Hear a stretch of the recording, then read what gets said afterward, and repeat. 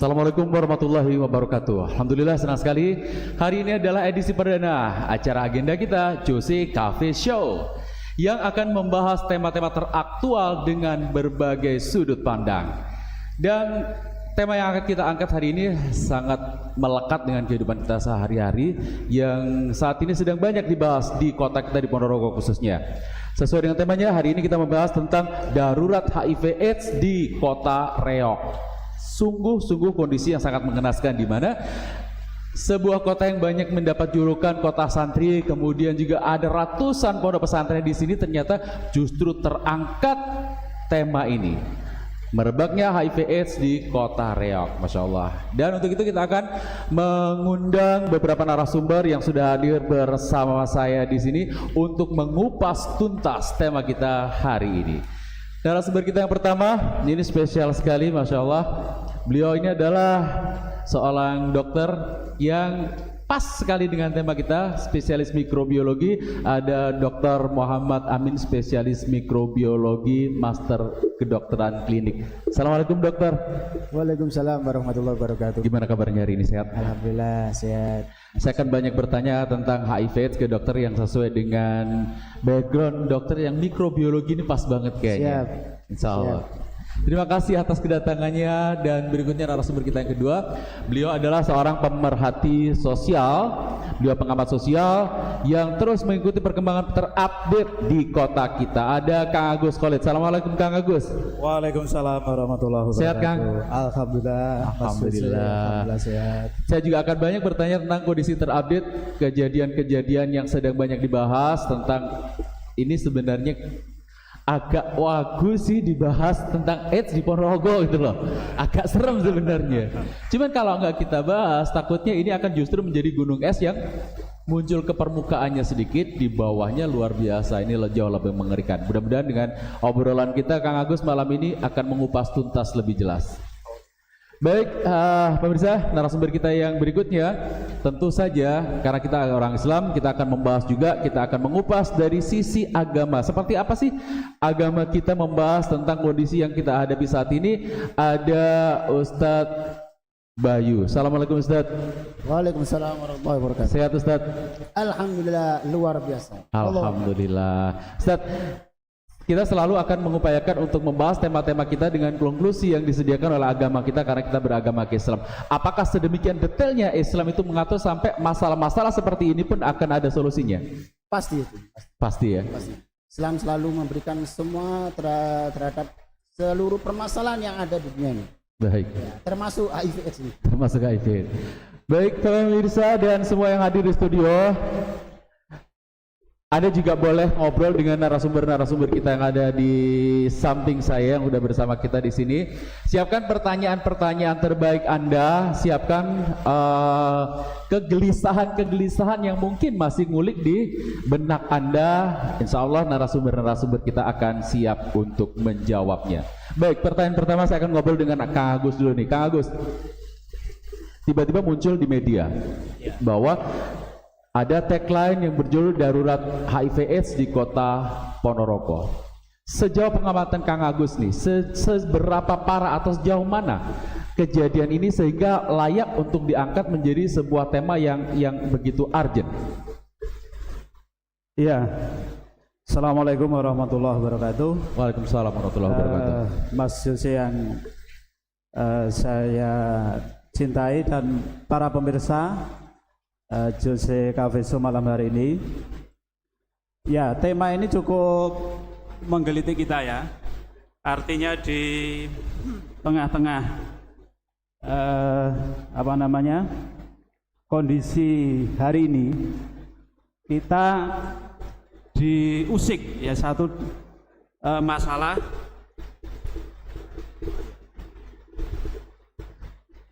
ya ini tentang munculnya satu fakta yang kita hadapi hari ini, di mana kita menghadapi situasi Ponorogo yang dikenal sebagai kota santri, kota terpelajar, ya banyak pondok pesantren, banyak perguruan tinggi juga di sini. tanggal 5 Februari kemarin ya kita mendengar dari berbagai media bahwasanya ditemukan kasus HIV ya, kasus HIV positif di tengah-tengah kita yang muncul dari apa yang disebut dengan tes massal ya, tes massal yang dilakukan oleh Dinas Kesehatan dan Satpol PP Ponorogo. Ditemukan sekitar 24 ya. 24 kasus HIV positif dari 100 berapa ya? 191. Ada 191 pekerja yang berprofesi sebagai penjaga warung kopi dan juga dari pemandu lagu. Itu dari 191 ternyata 24 positif HIV. Ini yang disampaikan oleh Bapak Eko Suprapto ya, Kepala Satpol PP Ponorogo. Angka ini cukup mengejutkan bagi kita karena angka 24 orang dari 191 ini berarti sekitar berapa? Sekitar 13% ya. 13% dari para pekerja yang ada di warung kopi, berkedok warung kopi ternyata melakukan praktek prostitusi itu terkena HIV. Dan juga dari pemandu lagu ya, para pemandu lagu yang berada di wilayah Ponorogo. Mas Jose dan pemirsa Jose Coffee Show yang berbahagia, maka ini tentu akan menjadi cambuk bagi kita. Fakta ini mensikapi angka yang sedemikian barangkali juga bagi kita besar ya, angkanya cukup besar, 12% ya, 24 orang ini.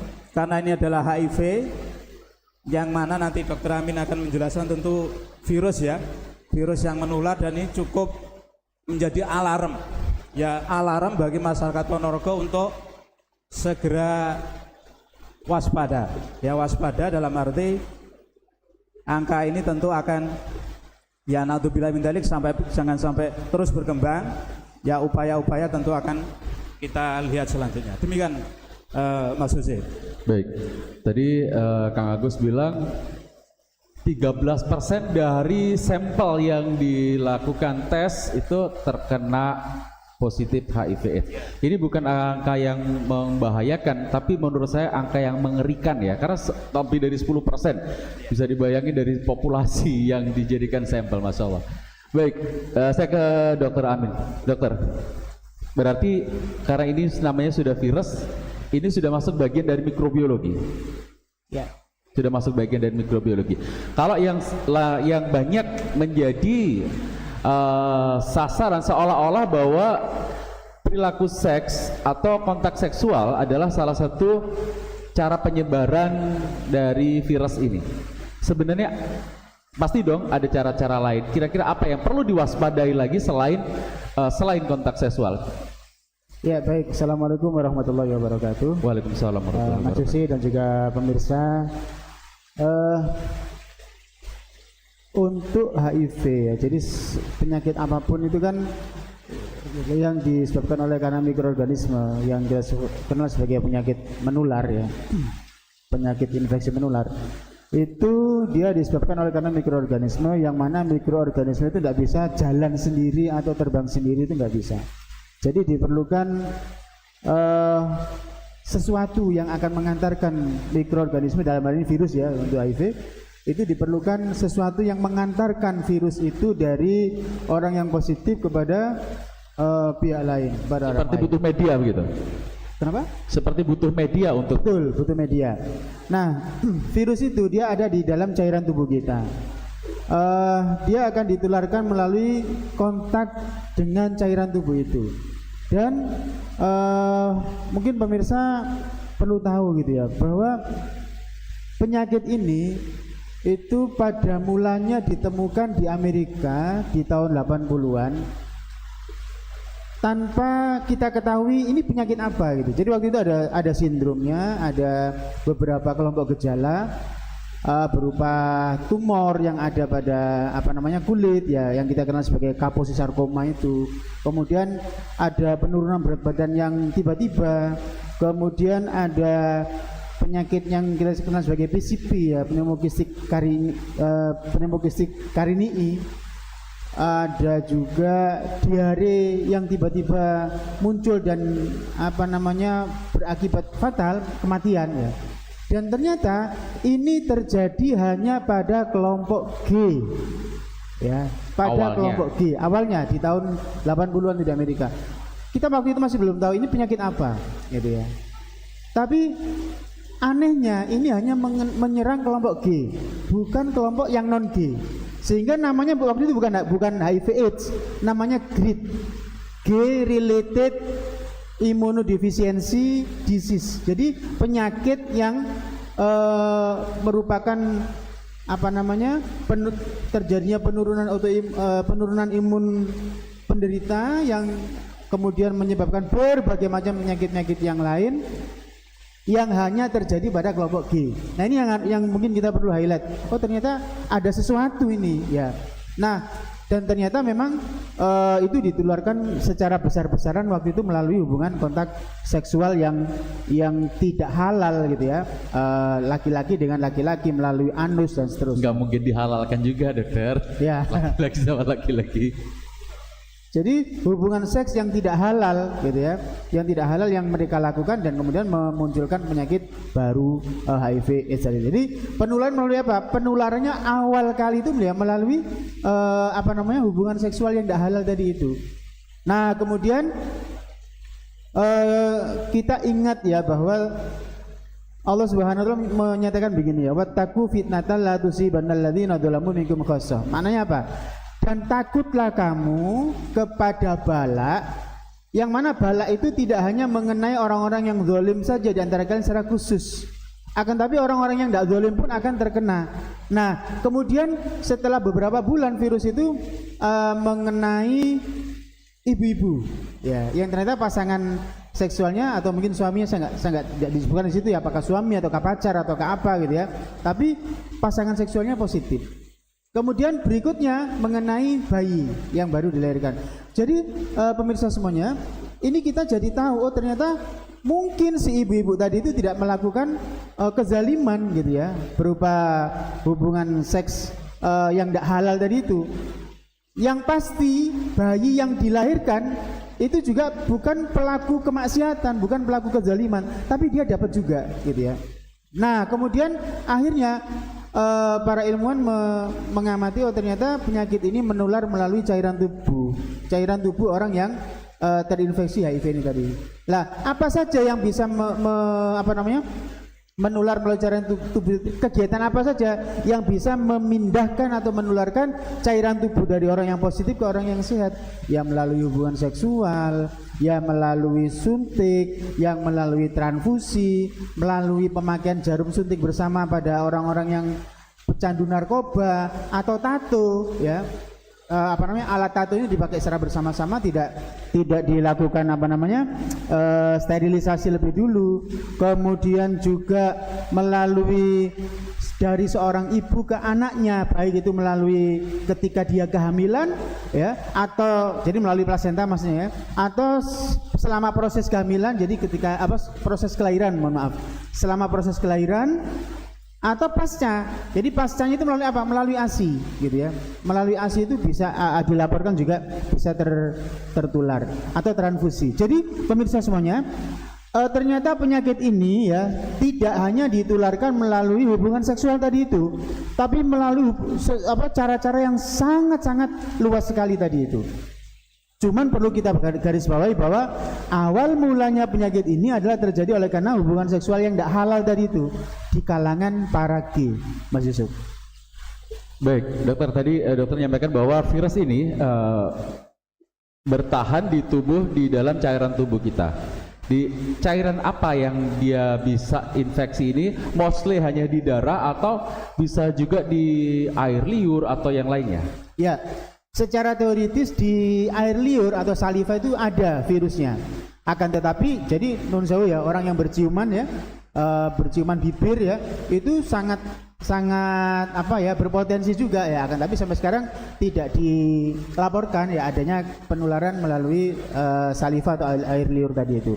Nah, kemudian darah bisa, kemudian cairan tubuh, sperma bisa, kemudian cairan nun sewu ya, lendir vagina itu juga bisa. Jadi ketika misalkan ada orang yang berhubungan badan dengan orang yang positif itu ya, itu akan bisa tertular gitu, akan bisa tertular melalui apa?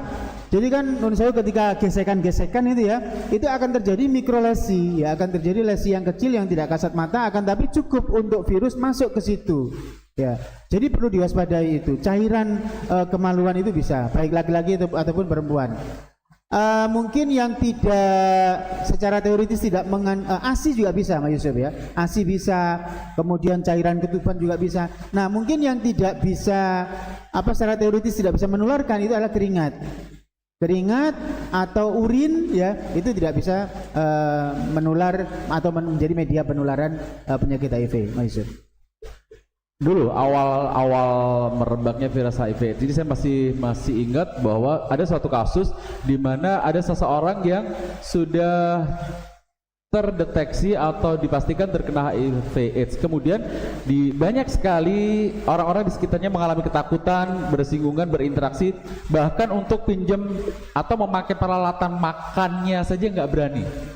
Apakah itu sebenarnya nggak berpengaruh, hanya terjadi perpindahan dari cairan saja, atau memang berjabatan tangan aman, atau masih memang dalam koridor aman nih dokter?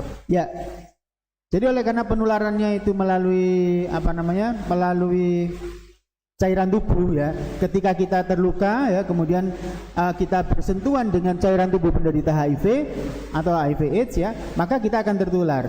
Nah, kalau misalkan bersalaman dengan penderita HIV positif ya, orang HIV ODA ya, orang dengan HIV maksudnya ya, kita bersalaman dengan mereka, sedangkan tangan kita kering sama kering, nggak ada luka di situ, nggak ada cairan tubuh dari penderita, ya itu aman ya, tidak menyebabkan tertularnya penyakit HIV.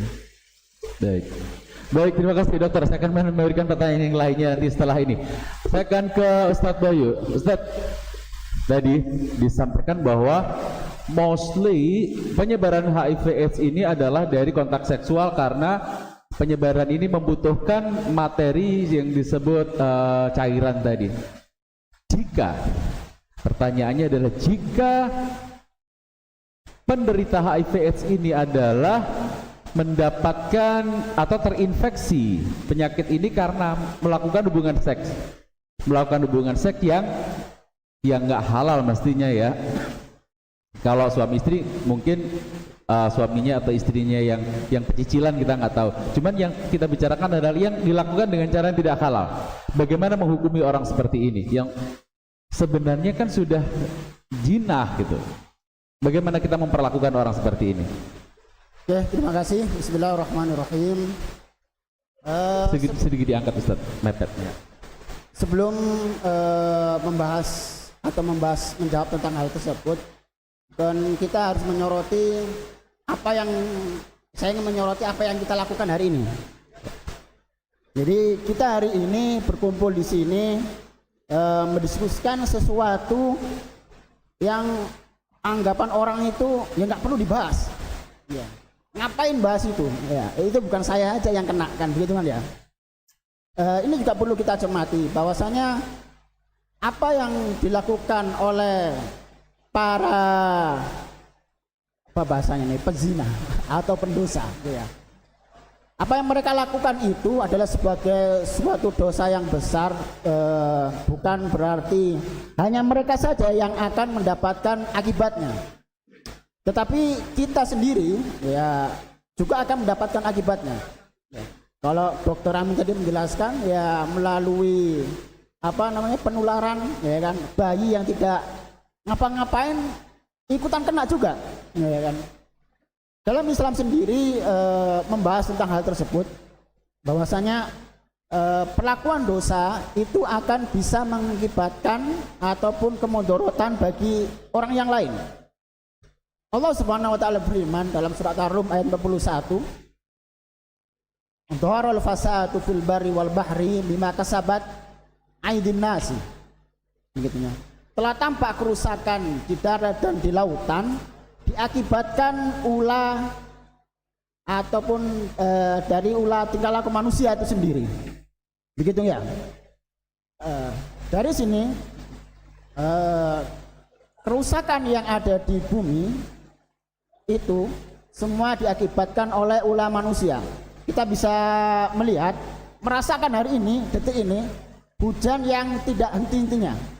Ya, mungkin kalau kita dulu belajar mulai dari SD SMP kita akan musim hujan itu bulan ini dan bulan ini, ya kan? Sekarang bulan apa sekarang? Bulan Mei. Seharusnya musim kemarau sekarang. Tapi masih hujan aja sampai sekarang. Ini perlu kita cermati, kita perhatikan itu sendiri. Makanya kita membuat diskusi seperti ini, pentingnya begitu, biar kita mikir gitu ya. Mungkin ya, kita harus berpikir itu. Ibnu Katsir dalam tafsirnya Al-Qur'anul Al-Azim, beliau mengatakan bahwasanya bima kasabat aydin nasi, jadi apa kerusakan itu ulah manusia itu disebabkan adalah karena kemaksiatan. Ya, kemaksiatan dari pendosa tadi itu yang bisa mengakibatkan atau menyebabkan mungkin musim ini tidak benar itu pun itu. Kan gitu ya. Jadi musim itu tiba-tiba berubah, hujan panas lagi, tiba-tiba nggak ada apa, tiba-tiba lawu batuk, geger kita, ya kan? Jadi perlu ada bukan tanpa sebab kita melakukan ini, karena apa yang mereka lakukan itu akan kena kita juga, begitu ya. Ya, itu yang pertama. Kalau orang masih nyinyir dengan apa yang kita lakukan hari ini, ngapain orang kumpul-kumpul bahas ini, nggak penting belas ya. Kalau boleh pakai kata dari presiden terbaru kita, dasmu ya. Kita ini kena juga nantinya, gitu ya. Jadi kita ini akan kena juga, gitu. Jadi hukuman apa yang pantas, hukuman apa yang sudah ada dalam Islam? Jadi hukuman bagi para pelaku zina ini, di Islam menghukuminya dengan mati. Nah, ini bisa dipotong ini nanti ini. Mana kameranya? Nggak perlu dikat, Ustaz. Aman, Ustaz. Nggak perlu dikat. Ini kalau dipotong nanti bisa ini. Wah, sadis sekali, mati ini. Tapi ada penjelasannya setelah itu. Jadi hukumannya ya mati. Tapi ada penjelasannya. Jadi ada pembagian tindakan yang disebut dengan hudud itu sendiri dalam Islam.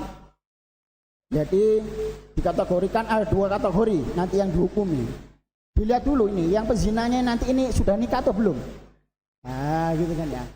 Jangan-jangan nanti datanya ini yang kena HIV itu sudah bersuami apa masih penjaga semuanya nih itu. Nah itu dikategorikan begitu nanti kan ya. Jadi jikalau mereka masih perjaka, perawan, artinya belum menikah, ya, mereka akan dicambuk 100 kali, lalu diasingkan. Nah, bagi yang sudah menikah, nah ini dia. Bagi yang sudah menikah, maka mereka dihukumi dengan hukum rajam, dilempari batu sampai mati. Nah, kan dihukumi rajam sampai mati. Tetapi nggak sampai segitu saja, ya, nggak langsung orang mengatakan sadis mati. Ya. Ada penjelasannya lagi bahwasanya tidak langsung tiba-tiba mati. Masih ada butuh proses lagi. Dalam Islam itu sendiri harus ada yang namanya melalui aspek keadilan dan kejelasan. Ya, jadi bentuk keadilan kejelasan. Artinya pada saat ada pezina yang melakukan zina, maksudnya ya, masa pezina melakukan main bola kan enggak ya? Jadi pezina melakukan zina itu harus disidang ya oleh kodi ketika itu dan membutuhkan 4 saksi terlebih dahulu. Ya, kalau saksinya kurang dari 4 maka dianggap tidak memenuhi syarat. Ya, jadi bisa lolos lah gitu kan ya. 3 nggak jadi dihukum. 3 tidak bisa. Nggak bisa. Jadi 4 ya, jadi 4. Jadi kalau 3 masih kurang. Nah, jadi ini adalah syarat khusus bagi zina. Sanksinya saksi, bukan sanksi ya. Saksinya harus 4. Nah, seperti itu mungkin itu. Ustaz, kelihatannya seperti Ustaz sendiri bilang kayaknya serem banget. Kenapa hukumannya bisa serem itu? Sampai dirajam, pukul 100 kali, bahkan untuk yang sudah menikah dihukum mati. Ya. Dampak apa yang diharapkan dari ini kalau bisa disampaikan kepada kita? Sehingga Islam memberikan hukuman yang mungkin sebagian orang mengatakan ini menyeramkan. Iya. Dampak apa yang diharapkan? Menyeramkan, hukuman mati bagi pezina menyeramkan itu kan bagi orang zina kan ya. Kalau kita nggak zina ngapain takut? Kan begitu logikanya. Iya benar juga sih. Jadi orang takut hukuman mati bagi zina kan berarti dia adalah berzina kan gitu ya. Hukum potong tangan bagi pencuri. Kalau ada orang yang takut dengan hukum potong tangan berarti dia adalah pencuri. ya. Maling ya yang takut ya. Baik. Islam sendiri mengatur hukum ini sangat adil sekali, ya, sangat adil lagi. Karena memang hukum dari Islam itu bukan datang dari manusia itu sendiri. Jadi datangnya dari Sang Pencipta manusia, jadi Allah Subhanahu wa taala. Maka ketika hukum itu diterapkan kepada manusia, ya, itu akan bisa membuat yang pertama efek jerah. Takut tadi itu kan. Jadi yang takut hanya tadi pelakunya. Kan ya. Kalau kita kan ya santai aja. Malah senang kita kalau sebenarnya pelaku zina, pencuri itu dihukum kejam, begitu ya. Itu dia. Ada efek jerah seperti itu. Yang kedua adalah adanya ampunan dosa. Hukuman di dunia ini akan ada ampunan dosa. Jadi hukumannya di dunia, di akhirat akan ada ampunan seperti itu. Pada zaman Rasulullah SAW, yang cerita boleh? Boleh. Masih ada waktu, tenang aja Tad. Pembuktian adil dan adanya ampunan dosa ini pada zaman Rasulullah SAW ada wanita yang mengadu kepada Rasulullah SAW bahwa dia berzina. Dan dia minta hukuman. Kira-kira ya, kalau sekarang ada nggak ya? Yang sudah dituduh aja menghindar Ustaz kalau sekarang. Ini kan ngeles ya, udah ketahuan korupsi juga masih ngeles kalau sekarang. Itu kalau tadi data yang diungkapkan oleh Kang Oli tadi itu diungkap lagi mungkin lebih banyak lagi. Ayo Pak, saya ngaku Pak kena HIV Pak. Wah, tambah banyak itu nanti ya. Ya, galanya tuh ya. Terus ketika itu diungkapkan, Rasulullah mengatakan tidak langsung dihukum oleh Rasulullah SAW. Padahal itu sudah kelihatan buktinya karena hamil. Ya, karena hamil. Ya, buktinya ini sudah hamil dia, bikin zina. Kata Rasulullah, kembali dulu sampai kamu melahirkan. Ya, sampai kamu melahirkan Rasulullah balik lagi sampai kamu menyusui. Ya, baru dihukum rajam seperti itu. Artinya di sini bahwasanya hukuman ini ada sebuah keyakinan akan adanya ampunan dosa jikalau dia dihukum di dunia. Nah, seperti itu Mas Susi. Jadi untuk orang-orang yang beriman justru memilih lebih baik dihukum di dunia daripada dihukum di akhirat begitu. Ya, seperti itu. Karena kalau tahu hukuman di akhirat lebih serem lagi Ustaz. Benar sekali. Baik pemirsa yang ada di channel dakwah kita ataupun yang ada hari ini di Jose Coffee Show. Karena jurinya Jose Coffee Show, saya persilakan untuk menikmati sajian yang sudah ada kopi-kopinya silakan dinikmati. Sambil mendengarkan rintik hujan, kita dengarkan obrolan-obrolan. Kopinya kalau habis bisa di refill Mas ya. Refill bisa, oke siap. Saya kan belum, kalau nanti misalnya ada yang mau nanya langsung boleh nggak interrupt. Sebelum ada yang nanya saya lanjutkan lagi obrolan ini. Kembali ke Kang Agus. Kang Agus, saya tadi di awal sudah menyampaikan bahwa Ponorogo ini kota santri yang pondoknya ratusan, yang kita biasa sekali melihat apa kehidupan yang islami banget. Sebenarnya kita mulai senang sih gitu. Tapi justru pada kenyataannya darurat HIV/AIDS merebak atau meledak munculnya di Ponorogo. Menurut pengamatan kacamata sosial dari Kang Agus nih, apakah keberadaan pondok-pondok yang sedemikian banyaknya itu sebenarnya membawa pengaruh atau enggak sih ke masyarakat? Kok bisa-bisanya ada efeknya nggak sih dengan banyaknya pondok-pondok itu kepada perilaku kehidupan masyarakat? Silakan. Iya Mas Hussein, sebelum saya menjawab itu saya ingin menyajikan dulu ya data dari Dinas Kesehatan Ponorogo ini ya. Nah, Dinas Kesehatan Ponorogo tahun 2023 ini kita menemukan ada 160 kasus HIV Mas Hussein. 160 kasus HIV yang ditemukan di Ponorogo di tahun 2023. Nah, kemudian tahun 2024 itu bertambah. Jadi para pemirsa, ya warning buat kita di Ponorogo khususnya, ini naik angkanya menjadi 202 kasus. Ini disampaikan oleh Kepala Dinas Kesehatan Ponorogo Ibu Diah Ayu Puspita Ningarti yang dikutip oleh Antara News ya. Ini saya kutip dari Antara News. Dari sekian itu 34 orang meninggal dunia dalam 2 tahun terakhir ya. 2 tahun terakhir ini ada pinten wow 34 orang meninggal. Ini cukup memprihatinkan ya. 34 orang meninggal dari kasus-kasus yang terjadi tersuspek oleh HIV. Nah, dari sekian kasus itu usia yang terkena itu adalah 25 sampai 40 tahun. Ya, usia-usia produktif, ya remaja-remaja, bapak-bapak dewasa ya, ini bapak-bapak bandel ya. Ya udah dewasa 40 tahun ya, 25 sampai 40 tahun usia-usia produktif lah yang kena. Ini ya memprihatinkan sekali, yang mestinya dia fit, kondisinya maksimal, tapi ternyata kena HIV, yang mungkin nanti dijelaskan dampak HIV terhadap tubuh gimana oleh Dr. Amin.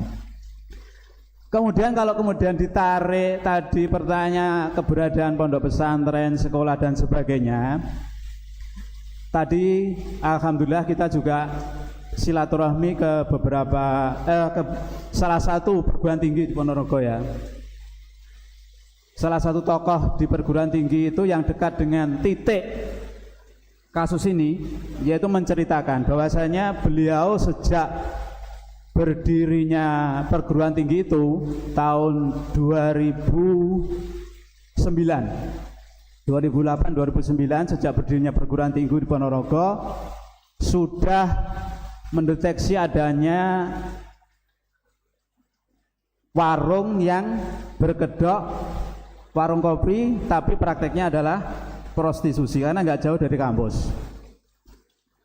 Nah, upayanya ya karena beliau ini juga menyadari ini sebagai, belum mengatakan ini duri. Ya, ini duri yang harus dibersihkan.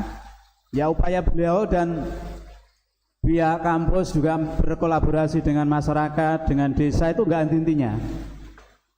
Dengan DPR mengadakan audiensi dengan tokoh masyarakat, ingin supaya warung remang-remang ya, tapi ternyata melakukan praktek prostitusi itu ditutup.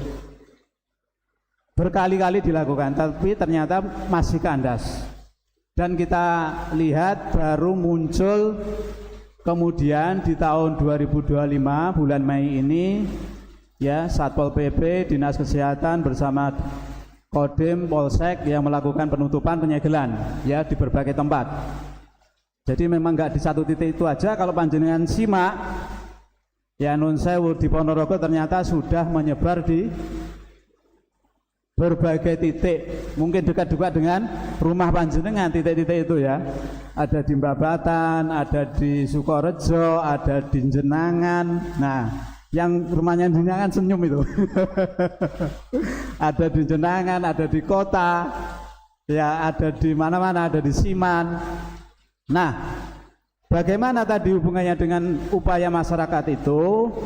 Kula panjenengan sami tentu akan melihat perspektif ini tidak hanya sesaat saja. Sesaat saja kita harus melihatnya bahwa munculnya kasus ini adalah persepsi atau sudut pandang kita melihat ini dari satu falsafah memandang kita tentang masyarakat. Ya, dalam masyarakat kapitalis, masyarakat sekuler menganggap masyarakat itu hanya sekumpulan manusia. Maka ini akan terjadi kontradiksi terhadap situasi yang dihadapi di masyarakat. Akan ada permasalahan-permasalahan yang tidak akan tuntas ketika dihadapi oleh masyarakat itu. Ya, karena pengertian masyarakat, cara pandang masyarakat dari definisi atau sudut pandang kapitalis sekuler. Nah, bagaimana cara pandang kita menurut Islam bahwasanya masyarakat itu adalah himpunan manusia yang berinteraksi dengan perasaan, dengan pemikiran dan aturan yang sama. Ya, yang interaksi itu muncul dari aturan yang dibuat oleh Sang Pencipta sebagaimana yang disampaikan oleh Ustadz Bayu tadi. Gitu Mas Jose. Jadi gimana memandangnya meskipun masyarakat ini ngadu berkali-kali upaya ini supaya ditutup, tetapi aturan yang mengatur mereka secara keseluruhan interaksinya ini tidak diatur oleh aturan Allah. Ya, kita melihat kasusnya di Ponorogo muncul lagi. Sejak 2009 sudah diadukan, ditutup, muncul lagi.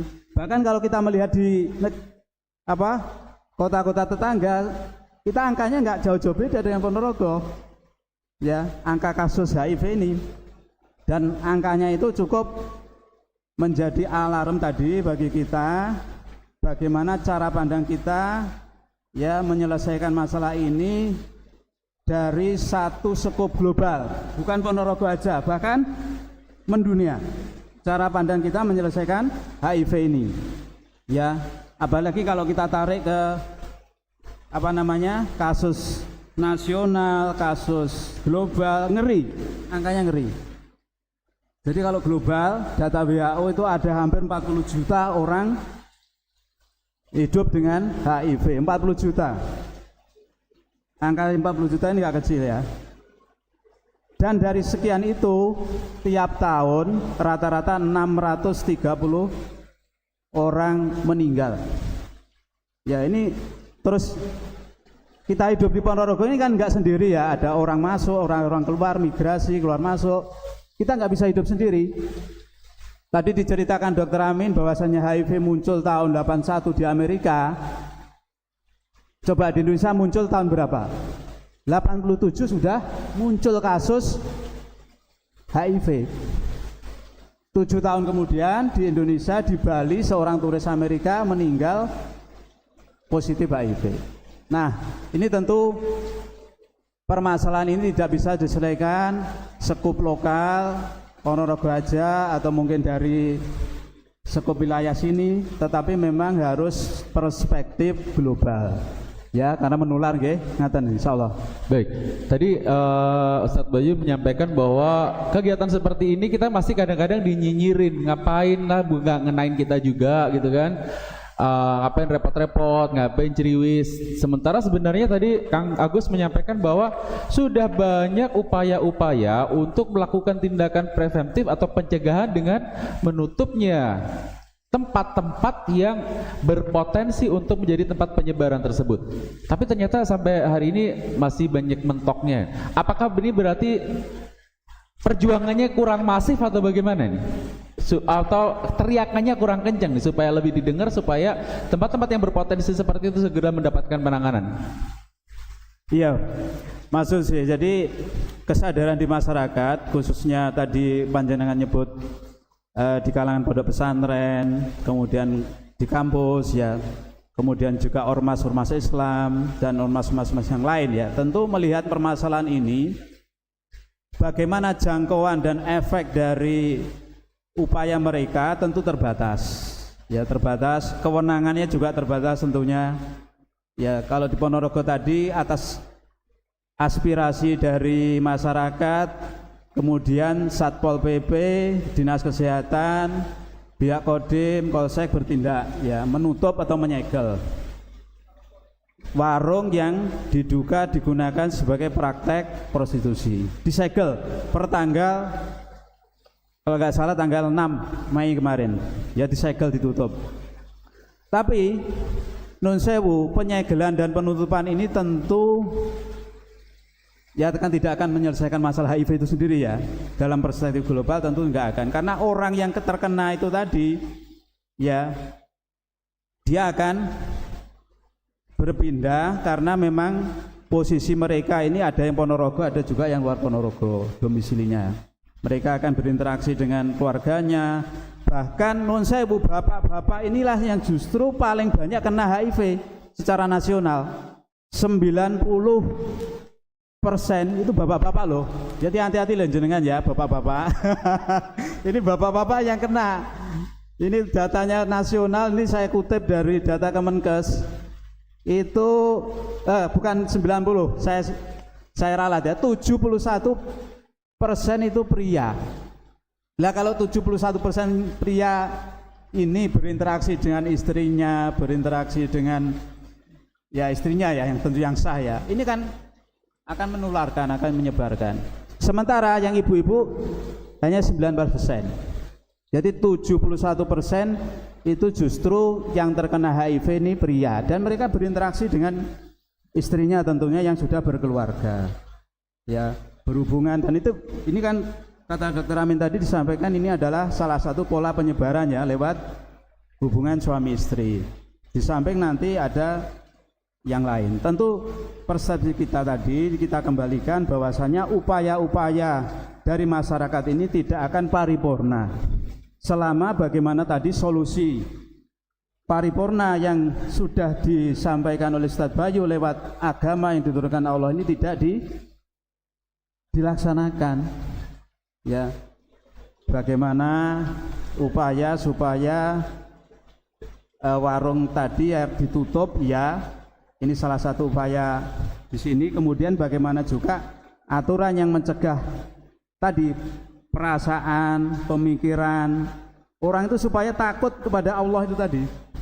Kan masyarakat itu kan perasaannya, pemikirannya ini supaya takut, mau berbuat zina takut. Ya ada apa tadi? Ada ancaman dari Allah sehingga nggak jadi. Ya selama itu aturan itu dibuat oleh manusia, dia santai aja lah, nggak ada efek apa-apa nih. Ya, jangan dipikirin, wah nikmat aja ini, nikmat aja. Jadi nggak dipikir bagaimana kaitan pemikiran, perasaannya. Ya ketika dia hidup bermasyarakat itu dikaitkan dengan nilai dia disandarkan kepada Sang Pencipta. Itu Mas Yuse. Matur suwun. Baik, ini benar-benar out of frame dari otak saya. Karena setahu saya kan kebanyakan yang dari kacamata polos saya Mas Jose yang lugu ini kan pekerja seks itu kebanyakan wanita ya. Kok ternyata malah 71% yang kena bapak-bapak. Ini bapak-bapak emang bandel ya. Makanya saya nggak mau pacaran sama bapak-bapak itu, kurang ajar bapak-bapak itu emang. Mengerikan sekali. Baik, kita kembali ke Dokter Amin. Dokter, sebenarnya kalau misalnya ini orang sudah terinfeksi ya virus ini, apakah ada tanda-tanda yang bisa dilihat atau yang menjadi sign untuk menjadi titik waspada, atau mereka akan tetap aja hidup normal seperti biasa? Apa yang terjadi dengan orang-orang yang seperti ini? Baik. Orang yang atau tanda-tanda orang yang terkena atau terpapar virus HIV ini Mas Yose, itu dia tidak langsung menunjukkan sakit ya. Jadi dibutuhkan waktu sekitar 10 tahun ya untuk, jadi masa inkubasi itu sekitar segitu, sekitar 10 tahunan itu. Dan dalam waktu 10 tahun itu dia baik-baik saja? Baik-baik saja. Allah ya. Jadi nanti kalau sudah muncul ya gejala-gejala yang disebabkan oleh karena virus HIV. Jadi kan virus HIV itu ketika masuk ke dalam tubuh kita, pemirsa semuanya, itu ibarat di dalam tubuh kita ini ada pasukan keamanan, ya. Kemudian pasukan keamanan itulah yang menjadi target dari virus HIV ini. Nah, di tahun pertama mungkin masih belum menunjukkan gejala, di tahun kedua belum menunjukkan gejala, di tahun ketiga sampai ya sekitar 10 tahunan itulah baru akan menunjukkan gejala. Walaupun tidak, itu adalah angka rata-rata Mas Yose ya. Jadi enggak semua pasti 10 tahun itu enggak ya. Itu angka rata-rata. Bayi yang baru lahir pun bisa positif kan ya. Apa saja gejala yang mungkin muncul ya. Jadi oleh karena sistem kekebalan tubuh kita itu disandra, dirusak habis oleh virus, maka kalau seperti saya, Mas Yose atau para pemirsa semuanya, itu kalau kita kena diare, mati nggak kita? Jauh dari nyawa kan? Diare itu kan jauh dari nyawa ya. Tapi pasien saya yang kena diare, ini saya melihat sendiri karena dia pasien saya. Itu dia masuk ke UGD ya dengan diare berat. Kemudian waktu itu kita curiga, kita tanyakan Mas ya, pekerjaannya apa Pak? Gitu ya. Saya supir dok gitu. Dulu nuwun sewu pernah nakal nggak? Tahu kan dia Masnya ya, pernah nakal nggak? Oh iya, dulu ketika saya masih muda itu saya sering seneng-seneng, dia bahasanya begitu Pak ya. Saya sering seneng-seneng, sering jajan ya. Bukan jajan cenil ya atau apa itu, bukan ya. Nah, kemudian dia sakit diare, akhirnya kita kamarkan. Dan waktu itu Mas Yose, lidahnya ini itu jenengan para pemirsa mungkin tahu kalau kita itu masak susu atau masak santan ya, itu kan di atasnya itu ada bagian yang putih-putih namanya kani itu ya. Nah, itu di lidahnya itu persis ada itu ya, putih-putih semua merata sampai ke langit-langitnya itu merata. Waktu itu pasien saya begitu, kita langsung curiga ya, itu apa? Jamur Mas Yose. Tak jadi dalam normal dalam mulut kita itu jamurnya banyak. Para hadirin ya, banyak sekali jamurnya. Akan tapi kita yang sehat tidak jadi sakit, ya biasa-biasa saja. Kita hidup dengan jamur itu biasa-biasa saja. Ya. Akan tetapi orang yang kena HIV ini tadi oleh karena sistem kekebalan tubuhnya itu sudah hancur ya, maka kena jamur sedikit langsung terjadi seperti yang tadi saya ceritakan itu. Namanya moniliasis atau candidiasis. Jadi kotor sekali. Nah, kemudian kita cek HIV positif ya. Walaupun teman-teman semuanya ya, itu jangan ibaratnya itu begitu ada pasien yang HIV positif, di rapid test ya positif, itu kita langsung mengatakan pasti ini orang nakal. Itu enggak mesti begitu. Kenapa? Karena ada juga yang enggak begitu ya. Ada ini dia jadi korban aja. Entah suaminya yang nakal, entah dia seorang perawat yang tertular dari pasien, entah dan lain-lain ya. Entah mungkin dia seorang anak yang tertular dari ibunya. Nah, pemirsa semuanya, kemudian setelah dia kena diare, dia dirawat di rumah sakit, saya lupa berapa hari ya. Tidak lama dia masuk lagi Mas Yose, dengan sakit yang sama, diare lagi. Dan tidak lama dia mati, teman-teman. Diare mati, ya. Itu umpamanya kita itu sebagai dokter ya, pas jaga, kemudian ada kasus diare mati, itu kita itu diumbah, pada hadirin ya, diumbah sama teman-teman kita, sama senior-senior kita. Kok iso diare, kok iso mati? Itu kita tuh ibaratnya itu dimarah-marahin Pak di rumah sakit itu, dibully habis. Kok bodoh men dokter itu ya. Tapi ini memang kejadian betul. Orang HIV ya, orang HIV diare mati. Kenapa? Karena memang sistem kekebalan tubuhnya sudah sangat hancur sekali. Nah, kemudian apalagi ada penyakit yang namanya PCP ya. Penyakit pneumonia oleh karena sebuah kuman ya, oleh karena kuman yang kuman itu pada orang sehat enggak bahaya Mas Yose. Ya, enggak bahaya. Tapi ketika kuman itu mengenai orang yang HIV positif, yang sistem kekebalan tubuhnya sudah hancur tadi itu, dia akan terkena pneumonia yang sangat ganas sekali dan dia mati karena itu, karena PCP tadi itu. Kemudian ada lagi yang mungkin kita bisa tanpa meriksa apa-apa gitu ya, itu terjadi penurunan berat badan yang drastis. Ya. Tiba-tiba sih menurun berat badannya. Yang tadinya biasa-biasa seperti kita normal-normal gitu ya, tiba-tiba menurun drastis. Tidak ada, ibaratnya bukan karena dia rajin puasa, bukan karena dia memang sedang diet, ya bukan. Tapi betul-betul tidak bisa dijelaskan. Kok tiba-tiba berat badan saya turun? Kemudian ada benjolan-benjolan di seluruh tubuhnya, namanya Kaposi sarkoma. Nah, teman-teman semuanya, tanda-tanda itu semuanya muncul ketika yang tadi saya sampaikan kasus pertama kali di Amerika. Dan anehnya itu Kang Agus, itu dia hanya muncul pada komunitas gay gitu ya, bukan orang normal tapi orang gay. Makanya waktu itu namanya bukan HIV/AIDS Mas Yosi, namanya GRID, Gay Related Immunodeficiency Disease. Jadi bukan pada orang lain. Nah, baru beberapa bulan kemudian atau beberapa tahun kemudian baru mengenai seorang ibu. Berikutnya baru mengenai seorang bayi. Itu di Amerika itu kasusnya. Jadi tanda-tanda atau gejala-gejala tadi itu tidak langsung muncul memang ya, akan tetapi ya mungkin butuh waktu sekitar 10 tahunan Mas Yosi. Saya juga mendengar katanya konon flu juga bisa menyebabkan kematian dokter bagi orang pengidap HIV/AIDS ini. Ya, sakit infeksi apapun Mas Yosi, itu yang bagi kita itu aman, bagi kita itu tidak berat ya, tapi bagi orang-orang itu akan menjadi sakit berat. Kenapa?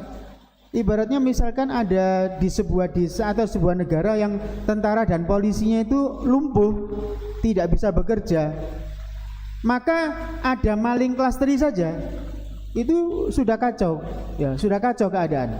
Itu. Yang mestinya kalau maling klasteri kan selesai dengan hansip mungkin ya, atau selesai dengan ya masyarakat biasa gitu. Tapi ini enggak, hanya sekedar maling klaster itu udah bikin kacau semuanya gitu. Nah, itulah kira-kira analoginya secara saking lemahnya ya. Baik teman-teman ngopi, teman-teman nongkrong yang ingin ngobrol dengan narasumber kita, saya persilakan, saya kasih waktu untuk juga berdiskusi atau menanyakan hal-hal yang berkaitan dengan tema kita hari ini. Silakan, ada yang mau menyampaikan atau menanya? Oh iya Mas Yosi, ini teman-teman semuanya mungkin kita jangan terlalu parno ya. Artinya gini, Kang Agus diare HIV ini, nah enggak boleh begitu ya. Jadi harus diperiksa dulu. Kang Agus sariawan, coba lihat mulut lidahnya putih semua, HIV ini bukan ya. Jadi artinya enggak semua yang begitu HIV. Jangan sampai nanti apa yang saya sampaikan, oh berarti kalau gitu HIV, bukan ya. Jadi harus diperiksa dulu ya, rapid test namanya ya, diperiksa rapid test. Tapi walaupun begitu ya, ternyata rapid test itu masih juga ada yang false positif. Jadi harus dikonfirmasi lagi dengan yang lain. Jadi kalau misalkan ada orang baik-baik, enggak pernah jajan, enggak pernah nakal, lah kok rapidnya positif, ya mungkin kita masih perlu konfirmasi dengan tes, namanya tes PCR ya, tes PCR. Nah itu, tapi kayaknya kalau di level Ponorogo atau mungkin di Madiun atau di Ngawi itu mungkin tidak dikerjakan itu Mas Yosi, tes PCR. Jadi begitu ada rapid test positif, kita langsung mengatakan positif gitu ya. Ya langsung ya. Baik, tadi kan salah satu simptom atau tanda-tanda orang terkena HIV itu, kata Dokter Amin, berat badannya menurun, tiba-tiba menjadi kurus. Nah kayaknya ini yang di sini insya Allah almond semuanya ya. Terutama narasumber kita ini kayaknya kan subur-subur gitu kan. Iya, berat badannya over semua kayaknya. Aman insya Allah. Baik, saya akan lanjutkan lagi ke dokter. Saya masih banyak pengen nanya nih dokter. Untuk orang yang sudah terinfeksi HIV/AIDS ini, perlakuan apa yang seharusnya kita berikan kepada mereka? Apakah kita harus isolasi atau sebenarnya it's fine, it's going fine, cuman ada perlakuan khusus yang harus dilakukan? Ya, jadi kita ini sekarang sudah mulai coba dalam tanda kutip dinormalisasi gitu ya, hidup bersama dengan ODA, orang dengan HIV/AIDS gitu ya. Jadi kita dilarang memberikan stigma negatif kepada mereka, kita dilarang mengkriminalkan mereka dan seterusnya. Dan memang saya pikir memang betul pemirsa sekalian bahwa orang-orang yang dengan HIV itu kan tidak seharusnya kita perlakukan secara sama, kita kucilkan dan seterusnya. Kenapa? Karena memang faktanya HIV/AIDS itu bukan hanya sekarang ini ya dimonopoli, didominasi oleh orang-orang yang berlaku menyimpang tadi itu, orang yang baik-baik pun juga sama gitu. Terus bagaimana perlakuan kita? Ya diobati Mas Yose. Orang-orang yang sakit tadi diobati, kemudian diedukasi jangan sampai mereka menularkan kepada orang yang lain. Nah, kalau misalkan mereka mereka ini adalah suami istri ya, mereka masih membutuhkan kehidupan sebagai suami istri, berhubungan dan seterusnya, maka mereka kita edukasi, pakailah nun sewu kondom gitu kan, pakailah kondom. Kalau misalkan sakit ya, maka mereka harus berobat ke Fasiankes. Kalau mereka harus meminum obat-obat antivirus. Memang ada obatnya, tapi ingat teman-teman semuanya bahwa obat antivirus itu bukan untuk menyembuhkan, dia hanya sekedar menghambat agar tidak menjadi lebih berat, obat antivirus. Nah, apakah dengan ini semua terus HIV itu selesai? Enggak Mas Susi. Kenapa? Karena rantai penularannya berupa free sex dan homoseks tadi itu tidak diselesaikan gitu. Tapi kita juga tidak boleh menggebiak-uyah bahwa semua penderita HIV itu harus dirajam atau dicambuk. Enggak, karena tidak mesti bahwa mereka itu adalah para pelaku kejahatan seksual tadi itu. Mungkin mereka menjadi korban. Ini saya ada salah satu ibu-ibu ya, pasien kita yang mudoroso kepada kita. Lah ya dok, nasib saya itu kok ya kayak gini. Kenapa Bu? Ayahnya anak-anak itu loh, mati itu enggak ninggalkan warisan, ninggalkan HIV. Saya ini kena HIV, anak saya juga kena HIV. Ayah udah mati itu, si suami udah mati ya. Jadi sampai seperti itu ngudorosnya seorang ibu yang dia tidak ikut nakal tapi kena getahnya. Ini yang tadi saya katakan, wattaqu fitnatal la tusibannal ladzina dzalamu minkum khassah.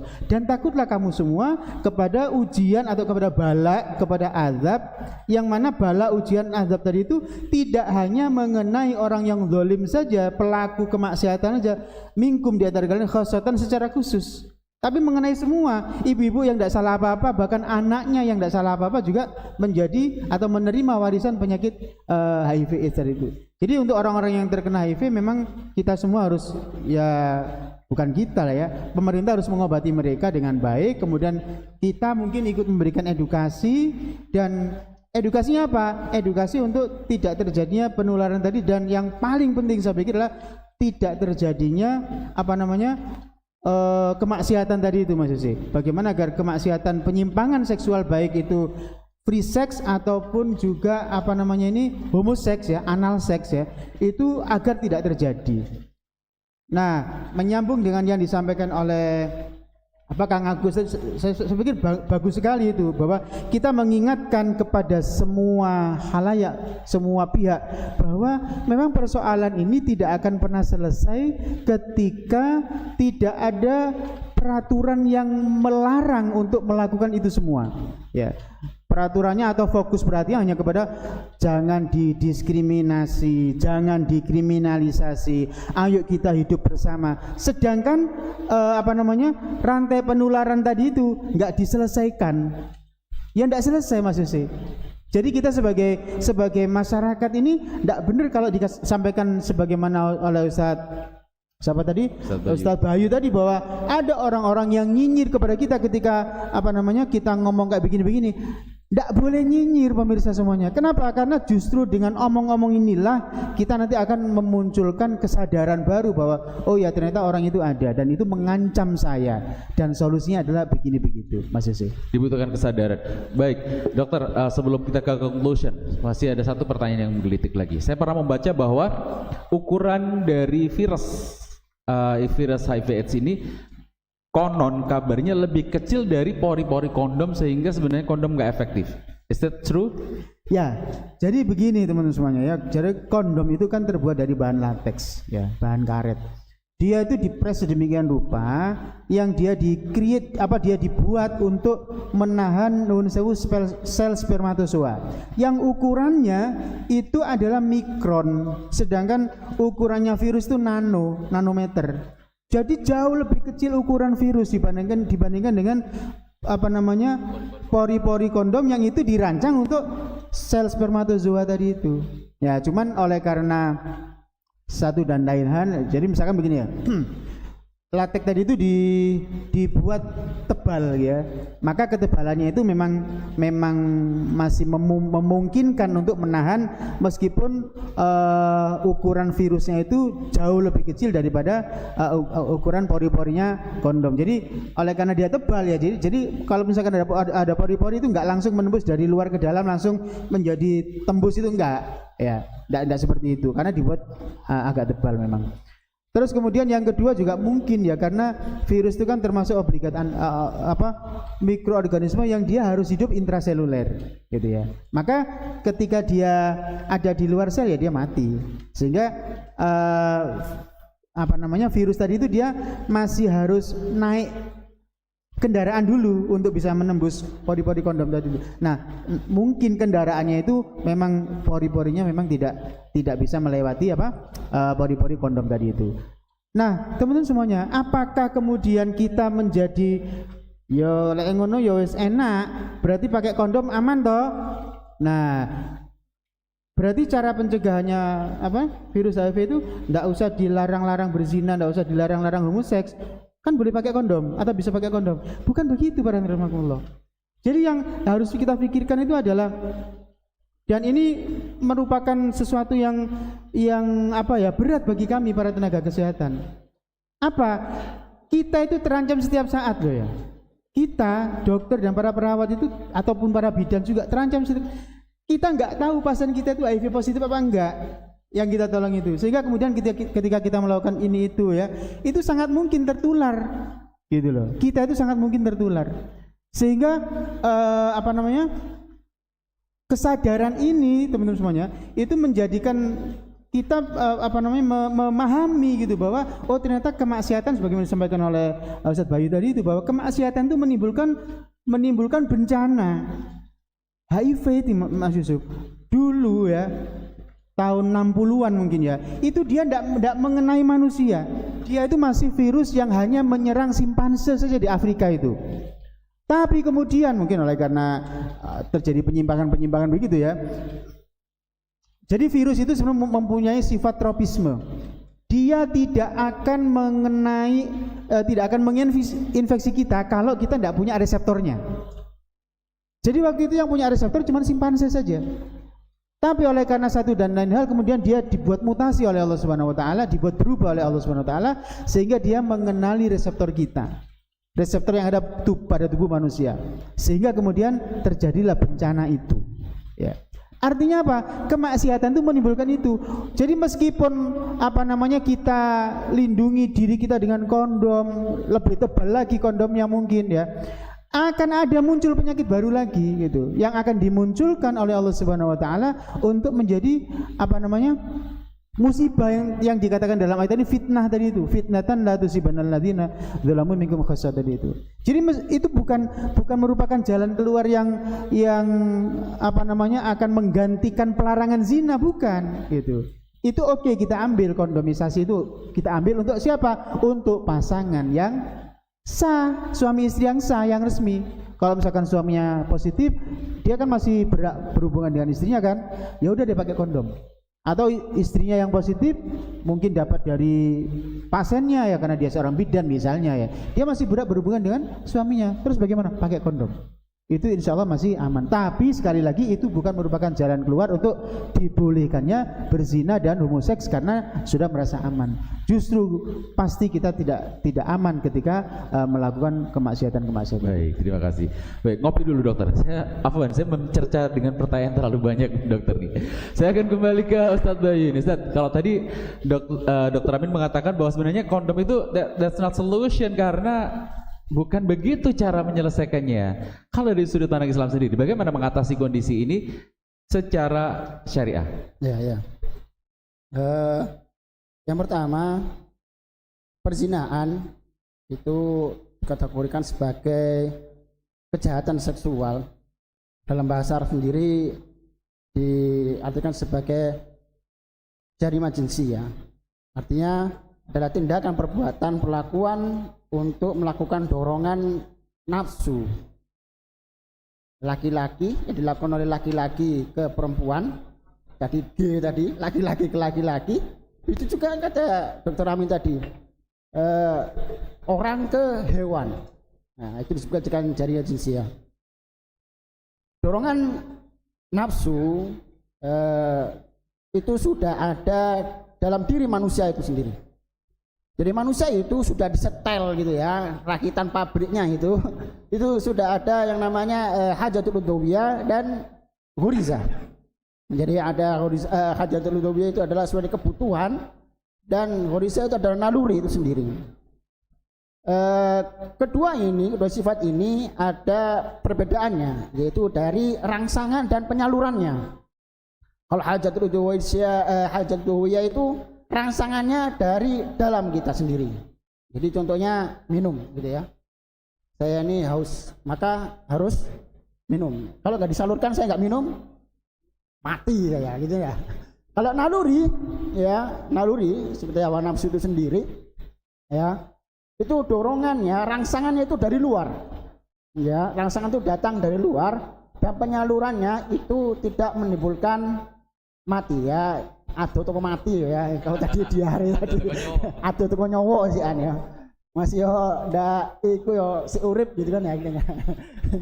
Tadi itu ya kalau nggak minum ya bisa mati gitu kan. Minum tok kan nggak ada makannya juga mati juga gitu kan ya. Itu dia. Maka Islam mencegah atau mengendalikan dari dorongan nafsu itu sendiri. Yang pertama, ya ini butuhnya adanya pendidikan yang berlandaskan akidah Islam itu sendiri.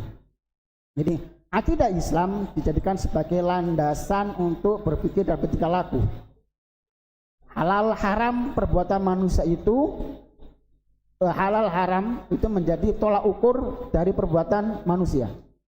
Ya, jadi harus dicekokin terlebih dahulu dari akidah Islam itu sendiri. Itu yang pertama. Yang kedua yaitu adanya pengaturan interaksi antara laki-laki dan perempuan. Ya, interaksi antara laki-laki dan perempuan itu tidak boleh adanya campur baur. Ya. Tapi ada beberapa kondisi kebolehan campur baur itu dalam bekerja atau dalam haji, umroh dan sebagainya diperbolehkan. Ya, dalam selain itu tidak diperbolehkan. Ya, Islam mengatur interaksi tersebut. Yang ketiga yaitu pengaturan busana, pakaian. Ya, sampai sedetail pakaian tuh diatur ya. Ya, apakah pakaiannya itu hitam harus hitam atau putih? Bukan begitu ya. Jadi yang diatur itu bukan warnanya. Ya, jadi diatur ya kalau laki-laki ya pakai baju sesuai laki-laki, perempuan ya pakai perempuan sesuai syariat yang ditentukan Allah Subhanahu wa taala. Jadi menutupi aurat dan lain sebagainya. Itu yang ketiga. Yang keempat yaitu pengendalian atau pengaturan media sosial. Ya, kita tahu sendiri bahwasanya media sosial itu ya bisa dikatakan seperti dua mata pisau yang bisa membunuh kita dan menyelamatkan kita gitu kan ya. Jikalau media sosial itu digunakan yang tidak nyeleneh ya, pasti akan memberikan mudarat yang besar. Jadi pengendalian media sosial ini sangat dibutuhkan. Jadi pengalihan, karena ada data yang mengatakan bahwasanya Indonesia itu pernah jadi juara. Juara 5 pemegang pembuka situs porno sedunia. Ya, juaranya begitu. Pernah juara 3 juga gitu ya Indonesia. Yang jelek-jelek seperti itu juaranya Indonesia. Enggak ada yang lebih bagus Tad juaranya Tad. Enggak tahu juga ya. Jadi harus ada penggalian di situ ya. Jadi begitu mungkin Mas Suci. Baik. Jadi ternyata Islam sudah mengantisipasi untuk pencegahan hal ini terjadi, kemaksiatan itu bahkan dicegah sejak jauh-jauh sebelumnya sampai mempersiapkannya seperti bagaimana seorang perempuan dan laki-laki menutup aurat dengan sempurna sehingga mencegah terjadinya hal-hal tersebut begitu Ustaz ya. Ya, benar. Baik, sekali lagi teman nongkrong, kalau ada yang ingin ngobrol dengan narasumber kita, saya tawarkan sekali lagi. Moga Yai. Waalaikumsalam warahmatullahi wabarakatuh.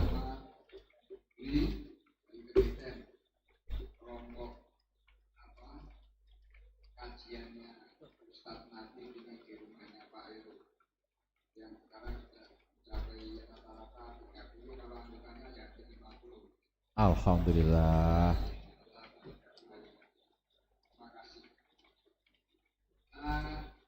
Ini sebenarnya kasus maraknya warung remang-remang ini sudah mulai ketika saya muda, ketika aktif di LSM saat itu, ini sudah luar biasa.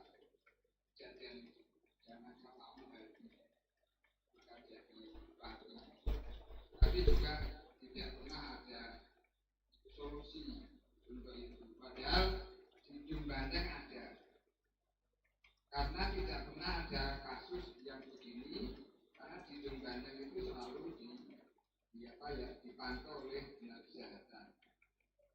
Baru akhir-akhir ini kemudian Jumbandang kira-kira 6 tahun yang lalu sudah ditutup, terjadilah semacam ini. Kita terkaget-kaget begitu. Tapi sebenarnya ada yang lebih ngeri, tapi bukan penyakitnya, tapi kenakalannya. Karena kalau bapak-bapak ini ingat, kira-kira 4 tahun yang lalu ditemukan dan itu tidak ada yang menyangkal bahwa di Ponorogo 60% pelajarnya ini adalah telah berhubungan di luar nikah, hubungan bebas. Nah kita hitung aja kalau SMA itu sekitar 9.000, jadi kalau 17.000, hampir 18 lah. Jadi kalau 60% sudah berapa? 10.000. Jadi kayak begitu itu kondisi. Ketika kita muncul, beberapa orang ada juga yang kaget. Tapi begitu kira-kira 2 minggu berikutnya dilanjutkan penelitian itu di Pacitan, ternyata 70% di Pacitan, karena ada laut-laut di sana yang memang merangsang untuk para remaja itu di pinggir laut.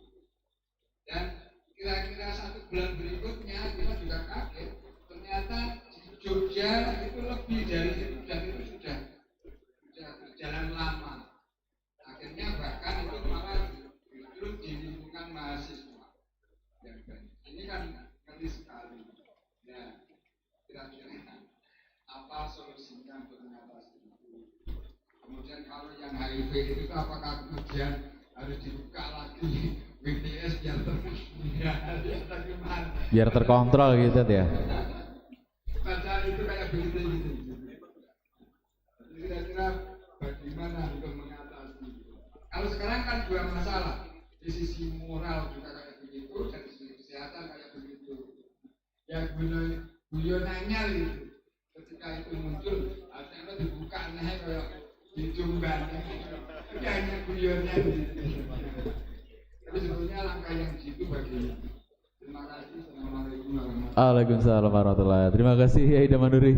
Pertanyaannya bagaimana mengatasi kondisi ini sebenarnya harusnya, karena menurut penelitian setelah di Ponorogo ada 60% pelajar yang ternyata sudah melakukan hubungan seks di luar nikah, ternyata Pacitan survei berikutnya lebih tinggi 70% ya. Pacitan suaranya mana Pacitan? Mengerikan sekali. Baik, langsung saja ke Ustadz Bayu ini, bagaimana solusinya? Sekaligus ini sebagai closing statement aja Ustadz, silakan. Terima kasih atas tanggapan dan pertanyaannya. Seperti apa yang sudah kita paparkan dari awal tadi, bahwasanya efek jerah dan juga penanganannya itu sudah diatur oleh Islam itu sendiri. Tetapi peraturan ataupun solusi penanganan ini tidak akan pernah terjadi, ya, karena membutuhkan sebuah institusi untuk penerapannya, ya. Kalau kita sendiri dari Wilayah Ponorogo untuk menerapkan hal ini mungkin itu kurang bisa efektif. Jadi butuh adanya sebuah institusi negara untuk bisa menerapkan Islam secara kafah, jadi secara meluruh. Jadi dari semua aspek kehidupan manusia itu semuanya harus diatur dengan Islam sendiri. Nah, seperti itu. Mungkin seperti itu Mas Jussi. Baik, terima kasih Kang Agus. Dari sisi sosial, bagaimana closing statement untuk persoalan yang sedang kita bahas hari ini, darurat HIV/AIDS di Kota Riau? Silakan. Baik, Mas Jussi dan para pemirsa sekalian, ini adalah alarm ya, alarm bagi kita semua. Munculnya kasus ini tidak bisa kita lihat dari perspektif Ponorogo saja, lokal Ponorogo. Kita tengok misalkan kalau kita tengok ke kota-kota tetangga Pacitan, Trenggalek, tadi Pak Damanhuri menyampaikan ya seperti itu, Pacitan, Trenggalek pun juga ternyata nggak beda jauh dengan kita. Kasus-kasus ini kalau datanya dimunculkan, panjenengan nanti juga akan berdebar ya. Madiun juga demikian. Data-data ini kalau kita ungkap dari Dinas Kesehatan Madiun ya, kemudian Magetan, kota tetangga kita tarik lagi ke Jawa Timur, provinsi, ternyata juga besar angkanya besar. Tarik lagi ke nasional, besar lagi. Tarik ke dunia, walah, tadi sudah saya sampaikan puluhan juta orang kena HIV/AIDS ini, dan kematiannya luar biasa, ratusan ribu, 630.000 orang wafat, meninggal karena dampak dari penyakit ini. Maka nuwun sewu, perspektif lokal, perspektif di daerah ini tidak akan bisa menyelesaikan masalah, meskipun kula panjenengan sami memang sudah berupaya untuk salah satunya tadi menutup ini tadi dari pihak pemerintah, menutup warung-warung ini ya. Tapi peredaran nuwun sewu manusia, orang-orang ini kan kemana-mana ini. Dia bisa ke lain provinsi, lain kota, bermigrasi, berpindah-pindah, dan ini potensinya bisa menyebarkan. Maka lebih besar lagi ditarik ke global dunia, tentu penyelesaiannya juga harus dalam skop yang global dan paripurna. Nah, apa yang kita tengok solusi ini? Ya tentu tadi perspektif masyarakat itu, maka perasaan, pemikiran, dan aturan ini tidak boleh diserahkan kepada manusia. Yang mengatur bagaimana pola interaksi manusia itu ya harus dari Sang Pencipta Allah Subhanahu wa taala yang Maha mengetahui. Ini saya kira menjadi closing statement malam hari ini dari saya ya, bagaimana segeralah kita kembali kepada syariat Allah, sehingga solusinya paripurna. Bagaimana Islam mengatur tadi ya, disampaikan Ustaz Bayu, dan insya Allah ya ini akan menjadi solusi paripurna bagi umat manusia, bukan di Ponorogo saja, bukan di Magetan saja, bukan di Jawa Timur, bukan di Indonesia, tapi seluruh dunia. Matur suwun. Baik, terima kasih Kang Agus. Lanjut, saya juga ingin mendengarkan closing statement dari Dr. Amin. Silakan dokter. Pemirsa semuanya, bahwa penyakit HIV ini kan merupakan satu bentuk persekot dalam tanda kutip ya, DP ya, yang Allah Subhanahu wa taala berikan kepada umat manusia di seluruh dunia, bukan cuma di Ponorogo. Di dalam surat At-Taubah, Allah Subhanahu wa taala itu menyampaikan bahwa laqad ja'akum rasulun min anfusikum azizun 'alaihi ma anittum harisun 'alaikum bil mu'minina raufur rahim. Jadi telah datang kepada kalian utusan Allah yang berasal dari kalian sendiri, yang azizun 'alaihi ma anittum, berat bagi beliau itu penderitaan yang menimpa kalian. Nah, HIV ini merupakan DP, merupakan persekot azab yang Allah berikan kepada umat manusia akibat dari penyimpangan. Maka kemudian disitulah beliau sebagai utusan Allah Subhanahu wa taala yang merasa berat dengan penderitaan yang dirasakan oleh kita, oleh umatnya, ini kemudian juga memberikan solusi ya untuk mengatasi persoalan tadi itu.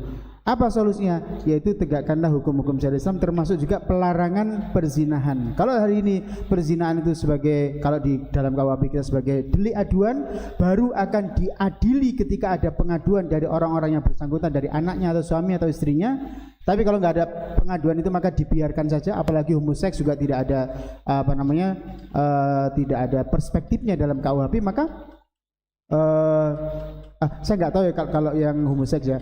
Maka teman-teman semuanya, di sini dibutuhkan solusi yang berasal dari Rasulullah Muhammad SAW tadi, yang dikatakan oleh Allah bahwa berat bagi beliau penderitaan yang menimpa kita. Maka solusi itu adalah kembali kepada syariat Islam secara kafah, tidak boleh ngarang-ngarang sendiri.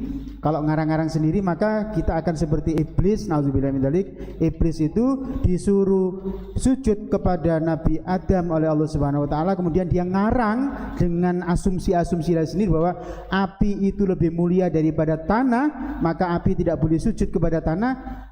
Disitulah dia ngarang dan tidak mau tunduk kepada peraturan Allah Subhanahu wa taala. Akhirnya apa? Dia diusir oleh Allah Subhanahu wa taala dari surga. Maka sekali lagi kita tidak boleh ngarang, cukup dengan kondom dan seterusnya. Tidak, pemirsa semuanya.